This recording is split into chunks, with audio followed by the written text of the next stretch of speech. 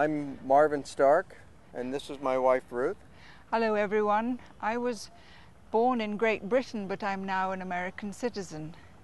And we're on board Tango. Our last sail into here was from Langkawi, Malaysia. It took us 11 days, approximately 1,500 miles. We plan to, after staying here 1 month, we will go about 1,500 miles on our next sail to Sallalah, Oman, and then to Aden. Following that, we will go up the Red Sea, and our destination there will be Turkey. Now, Marvin has been passionate about sailing for many years, and when he was working, he used to read sailing stories and sailing magazines, and he always wanted to do long-distance sailing. And when he finally retired, we found the perfect boat to do that, and we actually lived on board a different boat, the same kind of boat, but we lived on board for 6 years. And then after a period of about, was it 5 years? 6 years. Or 6 years? No, we sold the boat, and then we had some time at home, and then we decided we would do the same thing all over again. And so here we are. And so I'm just here because he loves to sail and I love to travel, and this is the ideal way to see a new country. The trip across the Bay of Mannar? Gulf of Mannar. Yeah, Gulf of Mannar between Sri Lanka and the tip of India was very rough. We had winds of 30 to 35 knots. We had water come all the way over the top of the boat several times. It was rough, and that lasted for 2 nights and 1 day. We could not go out the steering stations behind us. We couldn't stand at the steering stations. You'd get washed away. We huddled at the boat using the autopilot while the waves come over and everywhere. That was a little rough. But other than that, we had great sailing. We get here with very little fuel. We only motored 4 or 5 hours on the whole 1,500-mile trip. We normally sail everywhere. We don't motor much. Because when bad weather comes, it doesn't last for a long time. It's, on the most part, it's wonderfully serene and quiet. It takes a little while to get to know where to find everything, but once you find your way around, it's possible to see everything that you could possibly need for your onward journey, which is what most sailors and cruisers are interested in. They know that when they're in one port, they can live very well off the local economy, but then you have to think about your next journey when you have to get provisions for perhaps 2 weeks or even a month, and you can find everything here. So it's really very, very nice.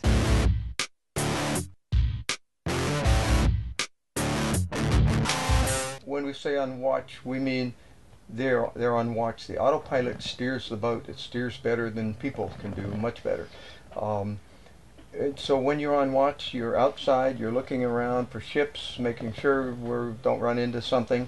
You're keeping track of the log. If we have a storm coming or anything else, if you need to change sails, reduce sail because too much wind, you call everyone else up and we all get together. At nighttime, you don't do anything by yourself. If you're on watch and you fall off of the boat keeps going. It will not stop for you. Everyone else is asleep.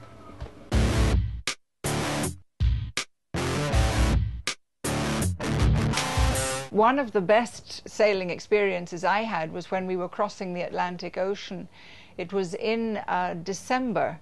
Actually, I had just had my 50th birthday then, so that was 10 years ago.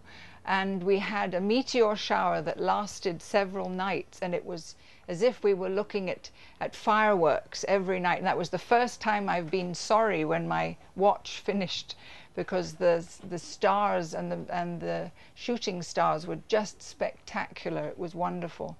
That was really a great experience. And also going through the Panama Canal was a very, very interesting experience because of the history and the way that you go through the Panama Canal. So we're looking forward to going through the Suez Canal this time.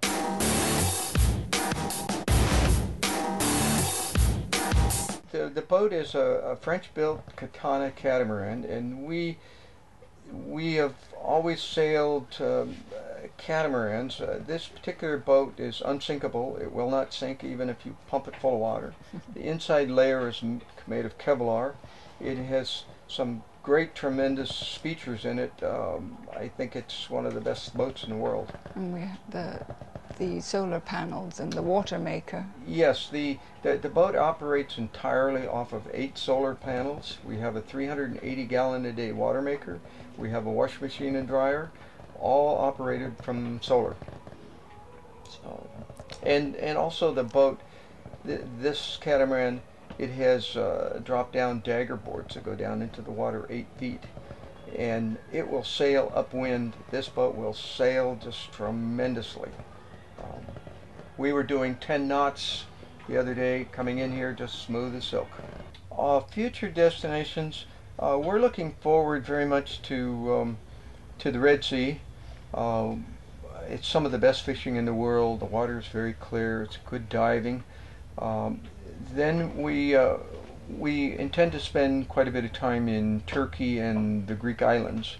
When we were through there before, we just did not have enough time, so we'd like to spend a season or two in the Mediterranean, and then eventually we will probably cross the Atlantic, go through the Caribbean, and into Mexico somewhere. And then long range, we should maybe, we will sail maybe 6 months out of the year, and we'll sail when it's winter at home and cold. We'll be aboard the boat somewhere in Mexico or the Caribbean. If I were in charge of the port here, I would not allow the big ships coming in to dump their ballast inside the harbor. When we came in here and were parked over by the Taj Hotel, the big ships come in and they just dump all that dirty ballast right there. In other parts of the world, the person who is in control of the harbor will not allow that. They dump way outside. No, it was really the pollution of the water is a main concern, because if you had cleaner water, then there would be more water sports, and more Indian people could come and enjoy the water, because at present nobody would swim in the water, and also the air is a little bit polluted. That is a concern for cruisers. But it's something that perhaps the authorities might think about.